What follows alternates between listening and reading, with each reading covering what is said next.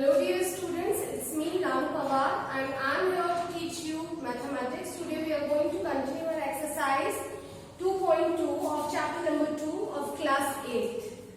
तो इसमें आपका क्वेश्चन नंबर 10 तक हमने कर लिया था. I am explaining the question number 11 today.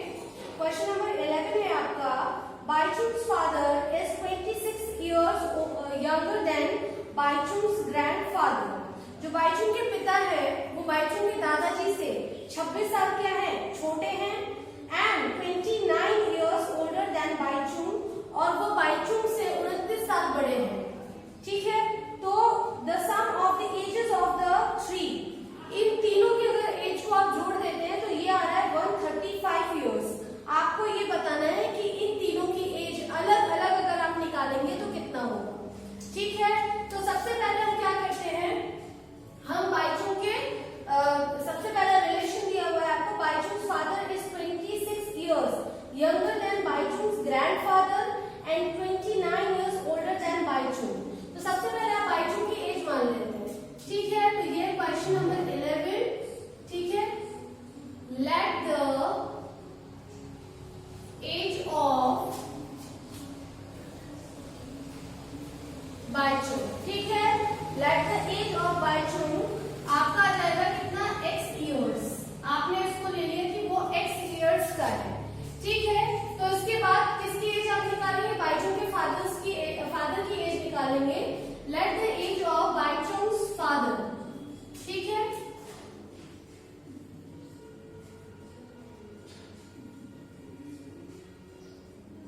Is equal to कितना हो जाएगा, बाइचुंग के जो फादर है वो उससे कितने साल बड़े हैं, वो उससे 29 years क्या है बड़े हैं. तो इसका मतलब बाइचुंग की एज में कितना जोड़ देंगे आप, 29 जोड़ देंगे तो ये किसकी एज आ गई, ये आ गई बाइचुंग के फादर की एज. ठीक है, अब बाइचुंग के let the age of Bhaichung's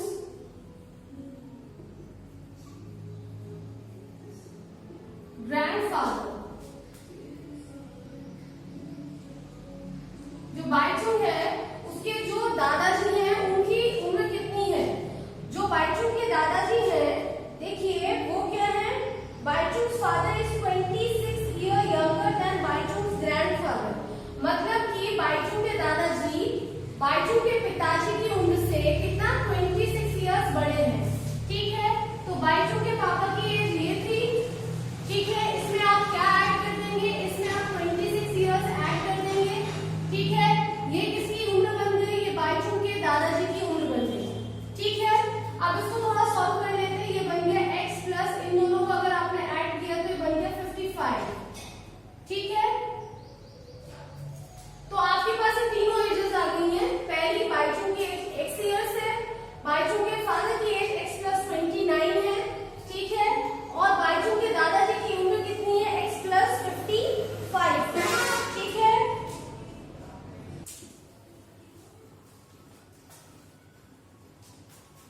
अब देखिए इसमें आगे क्या कहा गया है. उन्होंने कहा है कि जो एज है तीनों की उसको जोड़ने पर कितना आ रहा है, उसको आ रहा है जोड़ने पर 135.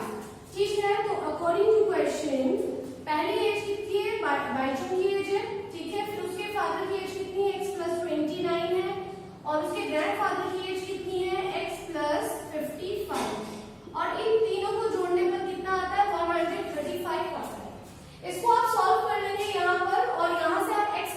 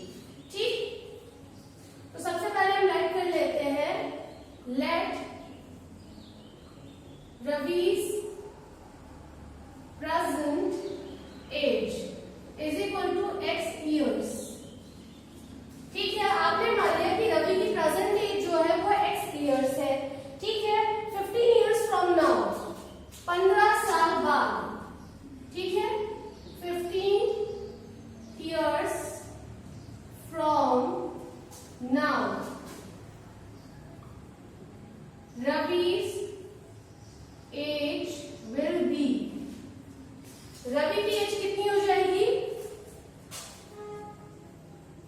आज की एज में कितना जुड़ जाएगा? 15 ईयर जुड़ जाएगा। तो ये उसकी कब की एज आ गई?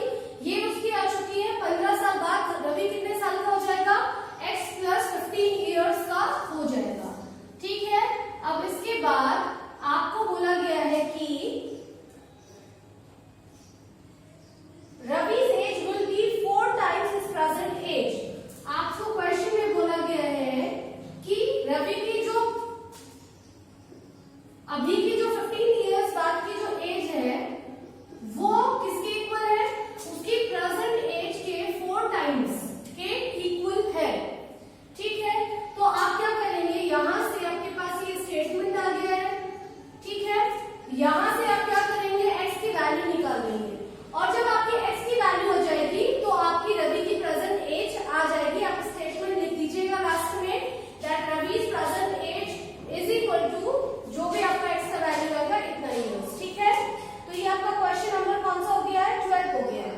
ठीक, इसके बाद देखिए आपका नेक्स्ट क्वेश्चन क्या है? आपका नेक्स्ट क्वेश्चन है question number 13।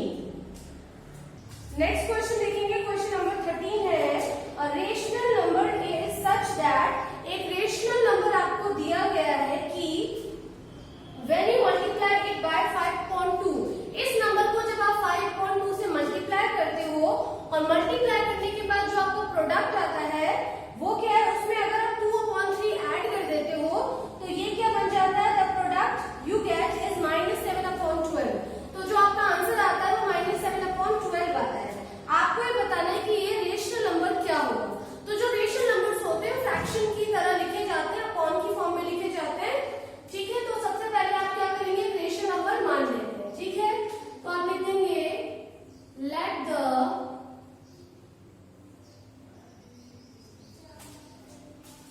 Rational number is equal to x। ठीक है, आपने मान लिया कि जो रेशनल नंबर है वो क्या है? x है। तो आपको इसके बाद क्या बोला है? आपको बोला है कि when you multiply it by 5.2, जब आप इसको 5.2 से मल्टीप्लाई करते हो और आपका जो ये प्रोडक्ट आ गया है मल्टीप्लाई करने के बाद, ठीक है, इसमें आप क्या ऐड करते हो? इसमें आप 2/3 ऐड करते हो। ठीक है, to the product, then you get, तो आपको क्या मिलता है? आपको मिलता है -7/12। ठीक है, आपको ये बताना है कि रेशनल नंबर क्या होगा। देखिए यहाँ पर x की मल्टीप्लाई इसमें हो जाएगी तो ये बन जाएगा 5x/2। ठीक है, आप इसको अपने आप से क्या करने वाले हैं? सॉल्व करने वाले हैं। ठीक, ये यहाँ प्लस में है, सबसे पहले ये फ्रैक्शन उधर जाके माइनस होगा। फ्रैक्शन तभी प्लस से माइनस होते हैं जब उनके डेनोमिनेटर सेम हो। तो आपको इनको पहले इनके डेनोमिनेटर सेम करने पड़ेंगे, उसके बाद आप इनको प्लस माइनस करके सॉल्व करेंगे। और यहाँ पर x के साथ ये मल्टीप्लाई में और ये डिवाइड में है। जब ये यहाँ से इक्वल के उधर जाएंगे तो ये क्या करेगा? जो ऊपर है वो नीचे आ जाएगा और जो नीचे है वो ऊपर मल्टीप्लाई करेगा। ठीक है, और इसको सॉल्व करने के बाद आपको x की वैल्यू निकल जाएगी विच दे हैव आस्क्ड यू, जो इसमें पूछा गया है। ठीक है, तो नेक्स्ट क्वेश्चन आप देखेंगे। आप क्वेश्चन नंबर अगला है आपका 14। Lakshmi is a cashier in a bank. Lakshmi जो है वो कैशियर है बैंक में। She has currency notes of denomination, उसके पास कुछ करेंसी कुछ नोट है। ठीक है, जो किस किस फॉर्म में है? 100 रुपए में है और 50 का है और 10 रुपीज में है।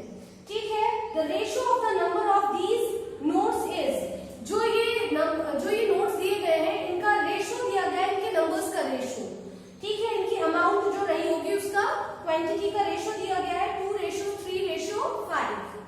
The total cash with Lakshmi, total cash दिया गया आपको 4 लाख। ठीक है, आपको ये बताना है कि जो ये नोट थे ये each denomination does she have, उसके पास हर नोट कितना कितना था। ठीक है, तो इसको करने से पहले आपको देखिए इसमें रेशियो भी भिन्न है। आप पहले कॉमन रेशियो मान के उस रेशियो को अलग अलग कर लेंगे। तो सबसे पहले आप रेशियो मानेंगे, let the ratio be x। आपने मान लिया कि जो कॉमन रेशियो है वो क्या है? x है। ठीक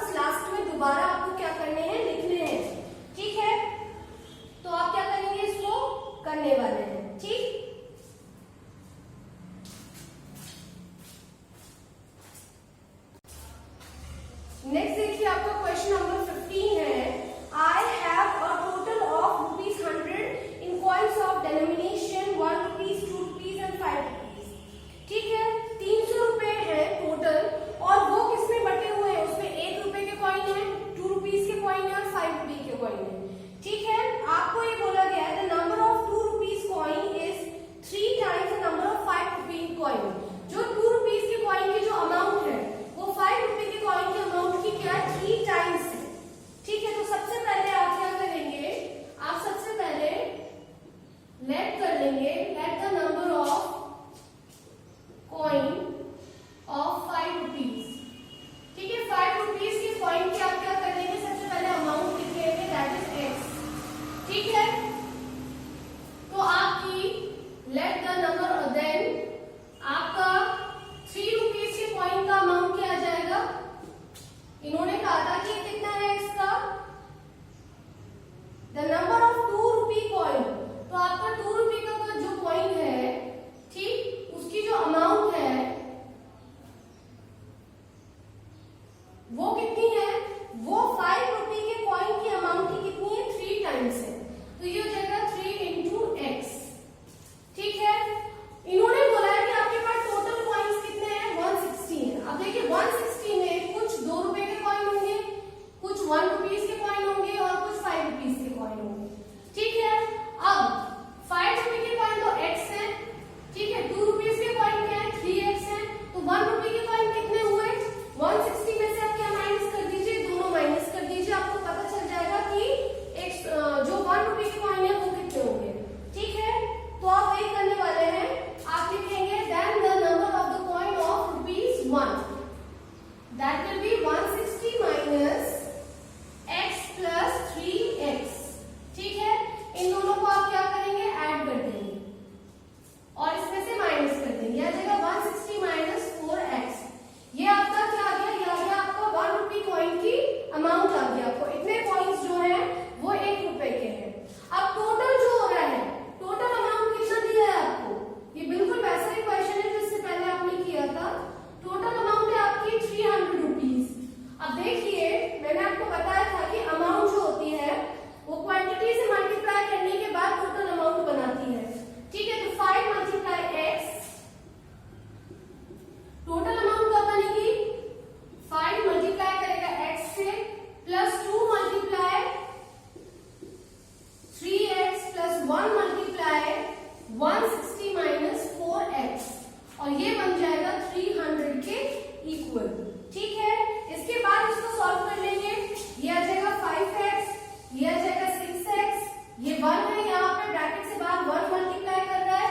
1 जब किसी नंबर में मल्टीप्लाई करता है तो उसको उसकी ओरिजिनल इक्वेशन, उसकी ओरिजिनल इमेज में कोई फर्क नहीं पड़ता, तो आपका यही आने वाला है 160 minus 4x is equal to 300।